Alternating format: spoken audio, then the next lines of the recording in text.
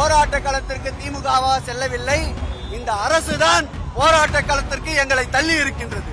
முதல்வர் வருகின்ற பொழுது சாலையிலே ஏற்படுகின்ற போக்குவரத்து நெரிசலை விட, கரூரிலே ஏற்பட்ட சம்பவத்திற்கு 41 உயிர்கள் பலியானதை விட இது ஒன்றும் பெரியதல்ல.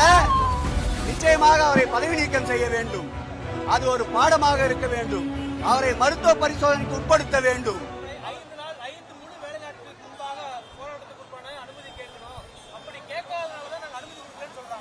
எல்லா காலகட்டத்திலேயும் நான் ஒரு 45 ஆண்டு காலம் அரசியல் இயக்கத்திலே பயணித்தவன். தொடர்ந்து இது போன்ற போராட்டங்கள் ஆளுங்கட்சி எதிர்கட்சி இரண்டிலும் இருந்தவன். காவல்துறை நினைக்கின்ற பொழுது ஒரு நாள் அன்றே கூட அனுமதி கேட்டால் கொடுத்து நடைபெற்ற போராட்டங்கள் ஏராளமான போராட்டங்கள் உண்டு. ஆகவே மறுக்கிறோம் என்றால் முறையாக எங்களுக்கு தகவல் தெரிவித்திருந்தால் நாங்கள் நீதிமன்றத்தை நாடி இருப்போம், அல்லது நீங்கள் சொல்லுகின்ற சட்டத்துக்கு உட்பட்டு கூட நாங்கள் வந்திருப்போம்.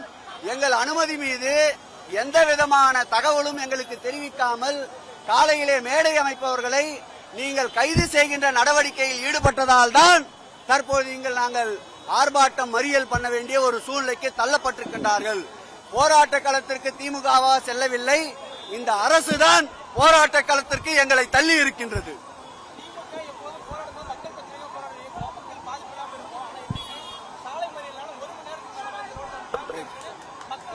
இதுவும் மக்களுக்காகத்தான் நாங்கள் போராடி கொண்டிருக்கின்றோம். முதல்வர் வருகின்ற பொழுது சாலையிலே ஏற்படுகின்ற போக்குவரத்து நெரிசலை விட, கரூரிலே ஏற்பட்ட சம்பவத்திற்கு 41 உயிர்கள் பலியானதை விட இது ஒன்றும் பெரியதல்ல.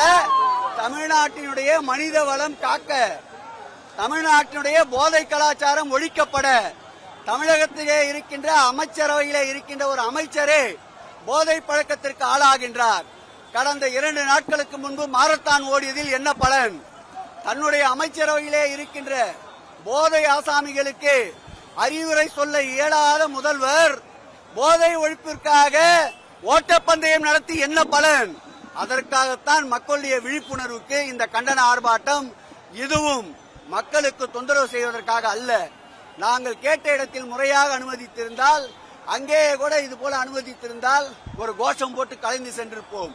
தடுக்கின்ற பொழுதுதான் இது காட்டாற்று வெள்ளம் திராவிட முன்னேற்ற கழகம் பல தடைகளை கடந்து வருகின்ற இயக்கம். இது நீரோடை தொடர்ந்து ஓடிக்கொண்டே இருக்கும். அச்சுறுத்தலால் மிரட்டல்களால் அணிபடையை வைக்க முடியாது என்பதற்கு இது ஒரு ட்ரெய்லராக இன்றைக்கு காட்டியிருக்கின்றோம். நிச்சயமாக அவரை பதவி நீக்கம் செய்ய வேண்டும். அது ஒரு பாடமாக இருக்க வேண்டும். அவரை மருத்துவ பரிசோதனைக்கு உட்படுத்த வேண்டும். அவர் கொக்கையின் உபயோகப்படுத்தியிருக்கிறார் என்று ஆய்வறிக்கை கேட்க வேண்டும்.